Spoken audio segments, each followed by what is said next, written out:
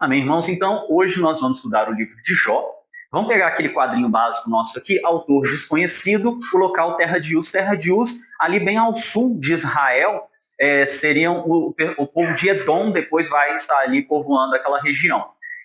Onde ocorrem os eventos? Os eventos, eles ocorrem no tempo dos patriarcas. Por que a gente vai identificar no tempo de patriarcas? Eu coloquei aqui, pré-Moisés. Por quê? Porque no final do livro ele vai dizer, depois disso, ou seja, Jó já era um homem mais velho, com muitos filhos, e teve esses eventos catastróficos nele, ele já tinha uma idade mais avançada, e depois desses eventos, ele ainda viveu 140 anos. Então, se ele viveu 140 anos, vamos dizer ali que ele tinha, vamos colocar uma idade ali mais ou menos 60, 70 anos, então ele viveu ali a uns 210, provavelmente até muito mais do que isso. Só que aquela idade de 120 anos, ela é destacada a partir de Moisés. Então a gente entende que se ele viveu essa idade mais avançada e após Moisés não são descritos personagens mais com esse tipo de idade, a gente vai colocar Jó, então, antes de Moisés ali nos patriarcas, tá? Então vamos pegar aqui uma linha do tempo. Essa linha do tempo ela vai começar apresentando dois cenários. Primeiro, a apresentação do personagem Jó, quem ele era, quais são suas características, famílias, servos. Ele era um homem mais rico do Oriente, provavelmente uma comunidade de centenas de pessoas dependiam dele. A gente sempre imagina Jó como se fosse um beduíno no meio do deserto. É provável que próximo a Jó tivessem até uma cidade, né? Porque se você for pensar a quantidade de servos, de pessoas que Jó empregava, e quando a gente estabelece qualquer tipo de negócio, uma coisa vai atraindo outra, então já vai ter que ter algum comércio para atender aqueles servos, alguém para fazer outra coisa. Então é possível que fosse ali muita gente testemunhando o que aconteceu ali. Então são apresentados dois cenários, o primeiro de Jó, e depois a gente tem esse cenário que vamos chamar de Sobrenatural 1, onde Satanás se apresenta diante de Deus. Então a primeira observação que a gente vai ter é que seres como Satanás podem se apresentar diante de Deus e até servirem de instrumento. Mas olha só, o conceito não é novo, tá? Já tinha sido apresentado para a gente em 1 Reis 22, quando ele fala assim, quem vai enganar Acabe? E ela também apresenta diferentes castas ou atuações de seres espirituais. O importante aqui para nós não é trabalhar demonologia, então não vou aprofundar nesse termo, mas a Bíblia apresenta diferentes tipos de seres. Existem potestades, seres que habitam nas regiões celestiais. Existem outros tipos de seres que ele coloca como sendo quase que dependentes de corpos, não é verdade? Ele fala assim, determinado espírito maligno, quando é expulso, ele anda vagando sem lugar. Ou seja, ele não está lá nas regiões celestiais e tudo mais, e buscando outro, incomodado. Então existem diferentes tipos de seres. Existem esses seres que habitam em regiões celestiais. E aqui, alguns seres que podem sim se apresentar diante de Deus, lembrando que a própria introdução desses seres diante de Deus é segundo a permissão divina. Não é como se eles pudessem simplesmente dar um chute na porta, cheguei e estou aqui. Não, eles podem estar ali e aparentemente, aqui pelo menos na história de Jó, é colocado como se fossem algum tipo de movimento especiais. Quando se apresentaram os filhos de Deus, Satanás também entre eles. Então não é como se ele pudesse estar o tempo todo, apesar que a gente vai ver que Satanás ele está o tempo todo em acusação aos filhos de Deus. Na verdade, ele se coloca como o acusador. O segundo fica claro no texto que nenhuma interação espírito-natural ocorre sem explícita permissão divina. Isso vai explicar aquela negociação daquela legião de espíritos malignos com Jesus. Porque se os espíritos malignos pudessem executar seus movimentos de forma autônoma, eles poderiam simplesmente ter entrado nos portos. Eles poderiam ter saído de um homem ali incrédulo, que era aquele homem possesso por uma legião, e ter entrado em outro homem incrédulo. Aqui a gente não vai aprofundar nisso, mas só entendendo. Tudo que está aqui é segundo a permissão de Deus. E mesmo possessões não é tão simples para os espíritos malignos possuírem pessoas. Não é, mas a pessoa incrédula. Mesmo assim, mesmo incrédulo. Não é uma coisa tão simples e automática não, beleza? Terceiro, o livro de Jó ele vai adentrar então um cenário de guerra espiritual e apresenta uma perspectiva diferente de justiça retributiva, onde nem tudo pode ser compreendido dentro do cenário natural. O que eu quero dizer com isso daqui? Vocês lembram que eu falei que no Velho Testamento era uma teologia muito forte essa questão da justiça retributiva? Então, se está acontecendo alguma coisa ruim com você, é porque alguma coisa você fez de errado, meu filho, né? Seja Deus justo e um homem injusto. Então, alguma coisa você fez de errado. Até lá no Novo Testamento, não tem aquela hora que os discípulos vão passando e eles olham para determinado homem e ele fala assim, quem pecou? Esse ou os seus pais? Que aquele homem era um homem doente, enfermo, então quem pecou? Então, alguma coisa ruim aconteceu? justiça retributiva. Deus está punindo ele de alguma forma. E Jó apresenta para a gente um cenário diferente. Ele vai falar assim, olha, na verdade, Jó não fez nada de errado. Ainda que ele fosse um homem e tal, não tinha nada que ele tivesse feito, e a apresentação do cenário sobrenatural é para nós muito importante para confirmar isso. O que Deus fala? Eis o meu servo Jó, homem íntegro. Íntegro é inteiro, né? Então não tem nada ali que mereça determinada punição, determinada atuação. Aqui nós temos um segundo bloco dentro dessa linha temporal, que é, depois desse cenário, desse primeiro cenário sobrenatural, começam os ataques propriamente dito. A gente vai entrar depois no detalhamento dos ataques, mas depois desses ataques vai ter a questão do sobrenatural 2, ou seja, o segundo evento sobrenatural. Novamente os filhos de Deus se apresentam diante de Deus, e agora Satanás no meio deles também, Satanás se apresenta novamente e pede para continuar o processo, agora atacando a saúde de Jó. Jó é ferido então de tumores malignos e repreende o comportamento da sua mulher. Então são dois elementos que vão ocorrer ali, primeiro a questão da saúde e depois a questão de ter dentro da sua casa um conflito com a sua auxiliadora. O que foi apresentado para a gente aqui até agora? Primeiro a gente tem um cenário espiritual. Esse cenário espiritual está oculto ou está manifesto para Jó? Ou para alguém lá? Está oculto. Ninguém está sabendo do que está acontecendo, beleza? E aí a gente tem o cenário natural, onde estão os personagens humanos, e agora a gente tem um cenário interativo. O que é esse cenário interativo? É onde começam a se manifestar, e onde Satanás ele pode atuar, e ele começa a tocar e tecer suas teias. Agora, olha só que interessante. Esse oculto aqui, em nenhum momento, ele é revelado esses diálogos. Quando Deus ele vai se manifestar lá no final, ele não vai falar assim, olha, porque Satanás pediu para fazer tal coisa. Até esses cenários ocultos, nem sempre eles vão ficar explícitos, tá? Deuteronômio 19 vai falar que as coisas ocultas não nos pertencem. E não é todo ataque que vai ser exposto. Em alguns momentos, o Espírito Santo pode nos revelar lá para frente, em situação muito similar, olha só, Jesus vai dizer, Satanás pediu para peneirar vocês, Pedro. Não só Pedro, tá? Mas vocês. Então Satanás novamente se apresenta e fala, deixa eu peneirar esses discípulos aí. Jesus agora, se colocando como advogado, ele fala assim, mas eu roguei por ti. Então um cenário muito parecido, em alguns momentos pode ser revelado. No caso lá de Pedro, foi revelado. Ó, Jesus revelou o que estava oculto. Mas muitas vezes isso não vai ser revelado. Traz para a gente uma ideia interessante também, de que nem sempre nós precisamos ter todas as informações para vencermos as batalhas espirituais, para vencermos as guerras espirituais. Porque eu acho interessante os movimentos dos grupos que se denominam como de batalha espiritual, mas às vezes dá uma impressão de que você tem que saber tudo, de que você tem que estar tudo revelado, de que você sempre tem que buscar para saber tudo, e nem sempre isso é necessário. Você vai ver que Jó, ele vai nessa batalha, ele está ali correndo essa batalha, e a maioria desses elementos espirituais, eles continuam ocultos. Como é que se deu essa questão do interativo aqui? Tentações, tribulações, eventos sobrenaturais, doenças e demonização. Eu até coloquei ali, demonização, na verdade, todos esses daqui poderiam estar com interrogação, porque na cabeça de Jó, tudo isso daqui é uma interrogação. Será que eu estou sendo tentado ou será que eu estou sendo punido? Será que eu estou sendo... Porque tudo isso daqui, Jó poderia trocar como punição, mas porque ele não tem essa noção do que está rolando no sobrenatural. Agora, e por último, teofania, ou seja, o próprio Deus se manifesta. Teofania, a gente vai entender que ninguém viu a Deus. Então, quando o texto bíblico fala que tal homem teve um contato, falou alguma coisa, nós vamos entender que são manifestações de Deus. Então, a essas manifestações nós damos o nome de teofanias. O que é demonização? Vamos entender 3 termos aqui importantes.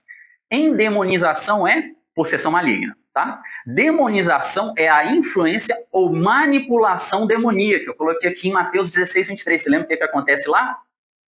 Aparta-te de mim, Satanás, porque você cogita das coisas dos homens e não de Deus. Para quem que ele falou isso? Para Pedro. Mas Pedro estava possuído? Não, nós entendemos que Pedro ali, ele ouviu o que no evangeliquez comum a gente começa a falar, ouviu o sopro do diabo, aceitou como ideia e trabalhou aquela ideia. Agora, olha só que interessante o termo que Jesus vai usar. Ele vai dizer que Satanás não é um satanista. Satanás é um humanista. Porque ele não fala assim, você cuida das suas próprias coisas. Ele cuida das coisas do quê? Dos homens. Então, como ele cuida das coisas dos homens, é muito mais difícil perceber os intentos de Satanás, que é possível que aquela frase que a mulher de Jó tenha dito também faça parte do processo de tentação de Satanás. Ele pega a auxiliadora de Jó, na verdade, o único alguém que sobrou de Jó, porque ela não podia deixar Jó, né? Era a esposa, os servos podiam ir embora, todo mundo podia deixar. A esposa não, a esposa tinha que ficar lá. Ele pega e sopra, ele não possui a mulher de Jó, mas ele sopra. Olha, fala para ele dar cabo da vida, amaldiçoar a Deus e tal. E ela... Agora é interessante a resposta de Jó, que parece uma resposta grosseira. Jó fala assim, falas com uma louca qualquer. Mas ele não falou assim, você está louca. É diferente. Porque ele está dizendo assim, você não está agindo como você mesma. É isso que ele diz. Observa a frase dele. Ele está falando assim, você está falando como uma mulher louca. Não é você. Então, de certa forma, ele está dizendo, você não está sendo você mesmo. Você não está sendo a mulher que você sempre foi. Mas eu acredito que ele pode ter sido um processo de demonização, sim. E, por último, opressão. Opressão, atuação demoníaca diversa. Né? Um peso, pode ser um peso. Saul estava endemoniado ou opresso? O rei Saul. É difícil, né? Porque tem pessoas que vão falar assim, Saul estava endemoniado. Tem pessoas que vão falar assim, Saul estava opresso. Eu acredito que Saul estava opresso. Dentro desses fatores que estão sendo colocados aqui, nós vamos dizer que eles são passíveis de interpretação, porque todos eles também podem ser naturais. Há dois erros comuns. Tudo é do diabo, é um erro comum. E nada é do diabo, também é o outro erro comum. Então, é o desafio de discernir esses eventos naturais de manifestações espirituais. Afinal, uma doença é um evento natural ou um ataque? Jesus curou muitas pessoas enfermas, mas existiu determinada mulher que ele falou assim, esta filha que estava sendo opressa por Satanás há tanto tempo. Então, a doença daquela mulher, ela era fruto de um ataque de Satanás. Agora, toda doença que Jesus curou era fruto de um ataque de Satanás? Não, né? A gente não tem, pelo menos nós não temos essa informação. Então são eventos mesmo difíceis. Agora, olha só, por isso que o cristão deve desenvolver uma cultura que permita ser eficaz em ambos os cenários. Ou seja, você tem que ter um estilo de vida que consiga repelir os ataques de Satanás ou resistir a uma situação natural. Vamos pegar uma questão de murmuração. A questão da murmuração. Eu estou passando por uma doença. E eu falo assim, eu não vou murmurar. Se não for uma atuação de Satanás, eu vou ser beneficiado porque para eu passar por essa tribulação é o procedimento correto. Se for um ataque de Satanás, eu vou resistir ao diabo e ele vai o quê? Fugir. Então, esse procedimento, ele vai me fazer fluir em ambos os cenários. E olha só, então, o que a gente estabelece? Uma cultura de guerra. Não é só uma questão de agora eu vou entrar em guerra. Vamos entrar em guerra, vamos colocar armadura de... Não, cultura quer dizer que isso faz parte do seu cotidiano de vida. Vigiai e orai para que não entreis em tentação. Na verdade, o espírito está pronto, mas a carne, ela é fraca. Então, eu coloquei alguns exemplos aqui. Eu não vou entrar em cada detalhe desse daqui. Essa lista poderia ser bem maior, para a gente não ir muito longe, mas eu queria citar. Primeiro, transformação de mente, disciplinas espirituais, jejum e oração que Jesus fala ali em Mateus. Dar a outra face é uma ação de batalha espiritual. Paulo fala, sofro dano em relação a dívidas financeiras. Fala assim, por que você não sofre no dano ao invés de trazer essa vergonha para a igreja? Então são ações que fugir da aparência do mal, não murmurar, olha só, uma ação de combate espiritual que Jó tomou ali, ele venceu Satanás. Em tudo isso, Jó não murmurou, não pecou e não blasfemou. Então, domínio próprio e amor ao próximo. Aqui poderia essa lista, aqui poderia vai continuar, né? Mas eu acho que aqui dá para pegar um básico. Então, assim, o mais importante desse slide, estabelecer uma cultura de guerra. Não é só uma postura durante a guerra, uma cultura de guerra. Como é que Satanás cercou Jó? Foi um ataque holístico. O que é holístico? Completo, em várias áreas. Né? Não foi só uma questão assim, isso no plano espiritual, não. Agora, observa essas 4 novas aqui. Ó. Primeiro, ele atacou de foco com homens.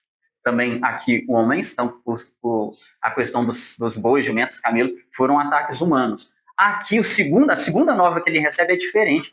O servo fala assim, veio fogo dos céus e consumiu tudo, né? Então é como se fosse o divino. E o 4, como é que os filhos dele morreram? Veio um vento impetuoso e derrubou as paredes. Você pode ver que os formatos utilizados, eles impediam o Jó de ter uma visão clara sobre a origem do problema. Qual foi a origem do mal? Quem que me atacou? Afinal, o ataque era humano, natural ou divino? Depois ele vai atacar a família. A família já tinha sido atacada anteriormente. aqui com a perda dos filhos. Então aqui ele perde o auxílio da esposa e, por último, ele vai perder o vigor, porque isso aqui já é o segundo momento de ataque, né? Porque pensa bem, ele perdeu tudo isso, mas ele ainda tinha força no braço, ele poderia falar assim, não, peraí, eu vou continuar, vou recomeçar tudo de novo e tal, mas quando ataca a questão do vigor, aí foi uma perspectiva bem completa. Então vamos pegar os quadrinhos aqui. Primeiro ele vai atacar, então, finanças. Jó, olha só como é que Jó era inteligente. Ele diversificava seus empreendimentos. Aqui eu peguei só alguns exemplos, tá? Não só tudo não, tá? Mas, por exemplo, você pega a questão de bois e jumentos. Você pega carne, leite, qualquer tipo de derivado, até pele também, né? Poderia ser de repente. Aí você pega ovelhas, proviam lã. Os jumentos e camelos eram animais de transporte de carro. O jumento para transporte curto e o camelo para quê? Transportes longos. Né? O camelo era o avião da época, né? Vai trazer uma caravana, vai trazer um produto de fora. Então Jó conseguia atender talvez até a comunidade dele inteira com esses empreendimentos que ele tinha. Então a primeira coisa que Satanás vai minar é a questão financeira. Ele pensa o seguinte, se eu atacar as finanças, um homem próspero, ele certamente vai murmurar. Depois ele vai atacar a família / psicológico. Eu acho que a coisa que mais destrói o psicológico do homem é o ataque à família. Você tirar a perspectiva, você pensa, olha, Satanás tenta esmagar a base e a perspectiva de futuro de Jó. Quando ele mata o filho de Jó, os filhos de Jó, ele mata o futuro.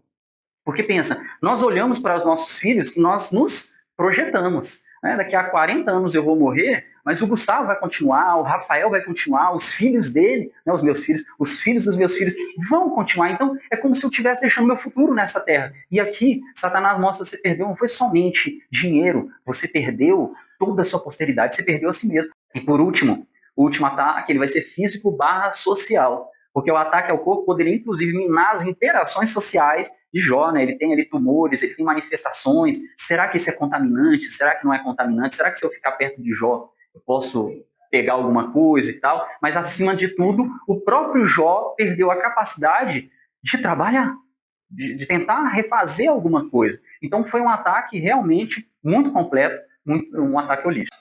Agora, vamos entender, passados isso daí, a soberania divina e a resposta humana. Então, olha só, como é que funcionou todo esse processo aí? Primeiro, Satanás acusa, olha, porque, isso aqui é Apocalipse, tá? Porque o acusador de nossos irmãos é derrubado, o qual diante do nosso Deus os acusava de dia e de noite. Diante de quem? Do nosso Deus, né? Então, Satanás, ele tem essa entrada, Deus, ele permite ou nega, ele vai dizer, ó, sim, não. Por exemplo, tentação, a Bíblia fala que nós não somos tentados além do que nós podemos suportar. Já tribulações, não, tá? Uma notícia ruim para vocês aí. Paulo, por exemplo, vai falar que eles foram atribulados acima de suas próprias forças. Então, a tribulação não necessariamente, mas a tentação, nós não somos tentados acima do que nós podemos suportar. Então, quando é uma tentação acima do que Deus já nos sonda e nos conhece, vai ter o quê? Não pode, não vai ter essa permissão. Ele acusa, Deus permite ou nega, e Satanás, então, vai tentar. Ele vai exercer a sua ação. Dentro da sua ação, aí vamos colocar tribulação, tentação, mas isso daqui é a ação de Satanás. Eis que Satanás nos pediu para se andar como trigo, mas eu roguei por ti para que a tua fé não desfaleça. Então, olha só, novamente, ele pedindo para tentar, para peneirar, para tribular ali. E aí, como é que é a resposta humana? Primeiro, resistência. Resistiu o diabo e ele fugirá de vós. Não é necessário dar nenhuma palavra para Satanás.